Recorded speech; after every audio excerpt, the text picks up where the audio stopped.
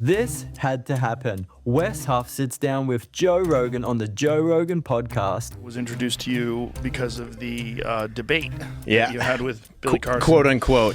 Because of the controversy and the debate that Wes Huff had with Billy Carlson. Referencing, actually, I misquoted there. It's the Gospel of Barnabas. The Gospel of Barnabas is a really interesting document because it is a known forgery. So I have a facsimile behind me of P66. This is a late 2nd century copy of the Gospel of John, but I don't know anybody in the field of papyrology, paleography, historiography, who actually refers to these documents as being legitimate. If you want to be caught up to speed, you can watch these videos here. But essentially, Billy Carlson has been saying heretical things for years. Is Jesus part alien? I believe so. I tell people I am God, and God is me. Fast forwarding, Wes Huff is an expert in linguistics and he studies ancient manuscripts. So he had the opportunity to debate Billy Carlson on some of these claims. And it went bad for Billy Carlson, which you can watch the full debate now because Wes Huff uploaded it. But that brings us to now. This all caught the attention of Joe Rogan, and we're about to dive into the discussion. Listen, I like Billy. He was a nice guy. I really enjoyed talking to him, but I also think truth is important. What is the oldest version of the Bible? As someone who identifies as a Christian, I would say that the Bible is written for you, but it wasn't written to you. I make papyri facsimiles. So you were talking about what is our oldest manuscript evidence? And Jesus says, everyone who is following the truth follows me, and on the back has the words of Pilate saying, what is truth? Who was it that got crucified upside down? Peter. Why? They say, we're going to crucify you, and he says, it's too big of an honor to die like my Lord, and they say, well, we can fix that. Oh, Jesus. Because it's real easy to lean into the fun stuff. It's real easy to lean into the Anunnaki stuff, and the actual real 100% the accounts of people that lived back then. Yeah. That to me is as fascinating, if not more, than even we were made by aliens. All of it is bizarre. Make sure you like, subscribe, let me know your thoughts in the comments, hit the bell notification so don't miss out on any videos. Let's dive into it. It's very unfortunate when people get caught with their pants down. And I'm not an expert in many things, but the things that I am an expert on, you could wake me up at 4 o'clock in the morning and ask me about those things. And I go, oh yeah, no, yeah, this is what it is. Yeah. I know, martial arts or comedy, I could tell you expert version of reality. It seems like he does not have that, and he is a wonderful talker, and it's a lot of fun. I like watching his videos. I love all that ancient history stuff, and even the most ridiculous tinfoil hat aspects of ancient. It's fun. It's entertainment. But I know that there's a different, Andrew Schultz and I had a discussion about this. He said when he had Billy on the podcast, he said, we're not going to fucking research anything. We're not going to search anything. We're not going to do anything. Just let him talk because it's fun. Yeah. When he was on with you, it was quite apparent that you are an actual expert in the Bible and in many religious texts, and that he didn't necessarily have the facts straight. So Yeah. what was the fallout of all of that? Well, it's interesting you say the expert thing, because I literally was asked to do it 24 hours beforehand. So I had the least amount of preparation going into it, and I was okay with that. Because I'd listened to Billy Carlson. Well, and I listened to the stuff he'd said. So I knew enough about the ways that he'd articulated things about the ancient Near East and the Bible and Christianity to know enough that his level is pretty surface. But the fallout was that not only did he not want us to release the conversation, but then he started throwing out cease and desist letters, and then he started trying to sue people. So, I was never worried because I'm a Canadian. Anybody who's tried to sue internationally knows that. Good luck. Yeah, right. Yeah. As far as I understand it, he would have had to file a claim in a Canadian court that would have been reviewed to have legal precedence. He'd have to prove that he could win. What was his argument, right? Well, the cease and desist letter. Yeah. The cease and desist letter said, I don't want you to use my name or my face in anything going forward, and anything you've used up until this point, you need to remove.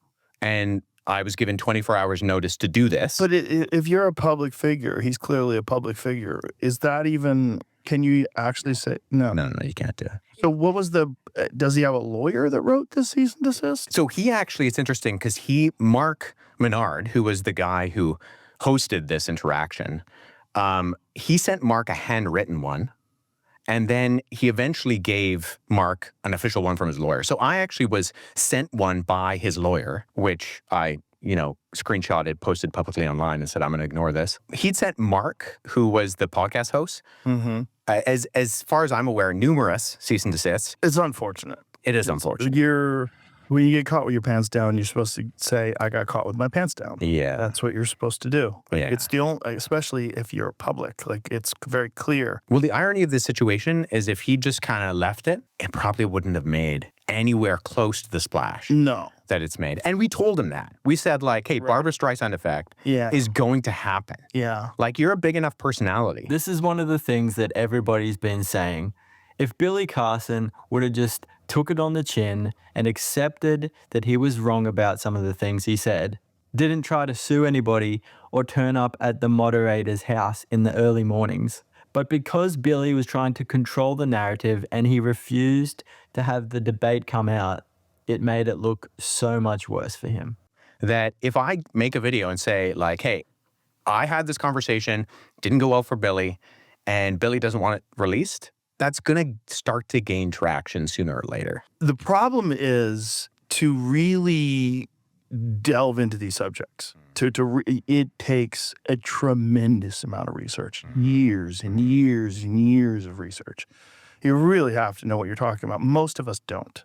Well, and especially with languages. Yes. Like, we didn't get into it. I hoped to have, in our initial conversation, kind of press him a little bit more on the more overt things he'd said about, like, Greek and Hebrew and Sumerian. And when you study the languages, you realize the complexities of these things. And so when someone hasn't and they're making statements that are obviously indicative of someone who hasn't studied them, it's super apparent. Right. And so I think it's one thing to be making claims about, say, like Christian history or the Bible, but when you start to get into like linguistics and philology, it gets messy. And if you don't know what you're talking about, it gets really apparent really fast. Now, Billy never goes on any podcast debates or discussions where people will push back against some of his claims. He talks confidently and about stuff that people aren't familiar with, ancient languages, or in this translation, it actually means this. And people just kind of nod and go along, oh, interesting. And that's why Wes Huff is the right guy to bring to the arena.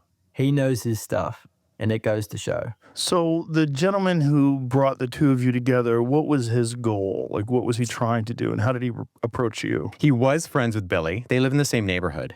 So he released a video yesterday, which I think people should go and check out, where he kind of gives his perspective.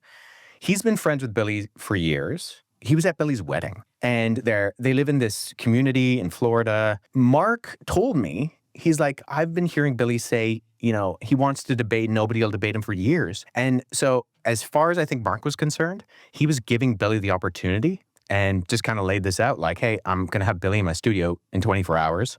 I can tell him you're coming, I can tell him who you are. I can like give him your background, but would you be willing to come? That's what I did. And so that's how it got set up. So, correct me if I'm wrong, but was Billy aware that this was going to be a debate, or did he think it was going to be just a discussion? Like, what did he think it was going to be? Like, he knew we're going to go over some of his stuff that he'd said about Christianity, that I was going to come in, who I was, what my name was, some of my background, and that part of the conversation was going to be me kind of asking him some clarifying questions and rebutting some of the things that he said. Now, Billy, in his 3-hour and 30-minute response live stream video that he made the excuse that he was recovering from pneumonia. But everybody knows that even if he was sick, he was still saying the same talking points that he always makes about Jesus not really being crucified. Jesus is an alien. And unfortunately, a lot of his followers believe him. You didn't watch the 3-hour live stream that he did you? I watched chunks of it. Okay. I watched a little bit. I'm like, oof. And then I shut it off. Then I watched a little bit more. Oof. Billy there says he had no idea going in. And I mean, as Mark said in his video that he released yesterday, I mean, that's patently false. He knew what it was going to be, who was going to be involved, even some of the things that we would be talking about. And he also was claiming that it wasn't a debate, that he had been involved in debates before and that he would prepare for debates, but this is something he didn't prepare. But again, it's like, if you ask me about things that I know about, you can wake me up out of a full sleep and give me a couple seconds. I'll go, oh, okay. This is what it is. Yeah. If you know, you know. The great thing about this is Christians have wanted someone legitimate that represents Christianity well. Not someone that has outlandish beliefs that contradicts the crucifixion or Jesus is an alien, but someone legitimate. And Wes Huff is our guy. It only kind of turned into a debate in the sense that Billy, I think, got caught out. And so the things that were talked about kind of showed that, you know, that he needed to go on the offense. Yes. So let's just get into your background. Like, how did you get started in your research, and how did you get into this? Now, Wes Huff has an amazing testimony where he was healed from being a paraplegic from the waist down. It's awesome that he gets to share his testimony with Joe, a non-believer, about the goodness and the favor of God. The Holy Spirit was given on the day of Pentecost, and now healings and miracles are for today through the power of the Holy Spirit. And it's amazing that Wes gets to testify this to Joe. I actually was diagnosed with a neurological condition that left me paralyzed from the waist down. Yeah, I did see all that. Yeah. So that's a condition that's called acute transverse myelitis. It's a word you can forget as soon as you hear it, because it's a complicated one. What happened was that I had the flu, and my body's immune system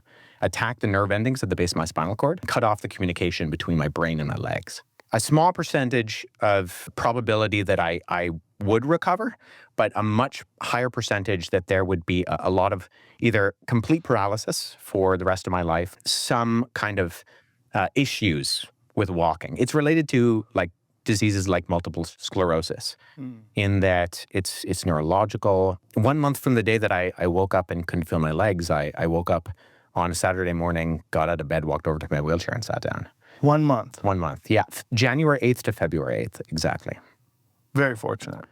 You're telling me. Yeah. Could you move anything? No, nothing. Could you feel anything? No. In fact, when I was in the hospital, I'd wake up and there'd be pinpricks in my legs, because they'd be testing where the reactions were, and they'd have used a syringe. And so I'd wake up and there'd be these tiny little pinpricks in my legs, because they'd been testing while I was asleep to see what it was registering neurologically with anything.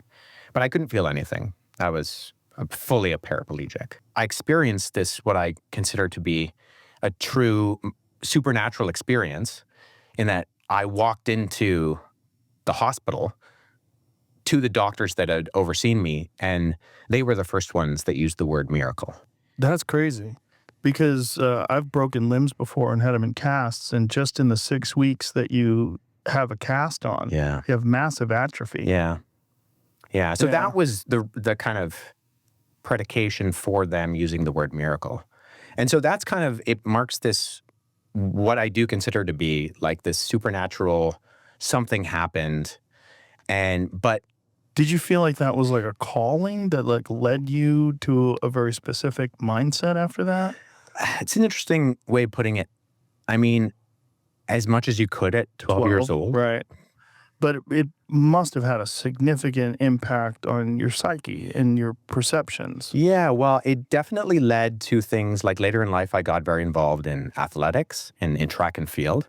And part of that was feeling a conviction that I knew what it was like to not be able to wake up and walk out of the room. There's so much to break down in this discussion, so I'll make some more videos about the Joe Rogan and Wes Huff podcast, where they go over the history of the Dead Sea Scrolls. Wes Huff gives Joe a facsimile that he made of John 18, evolution, creation, evidence of the crucifixion, and more. But hey, I hope you enjoyed. Let me know your thoughts in the comments, or even a topic that you want me to look into. Make sure you like, subscribe, hit that bell notification so you don't miss out on any videos.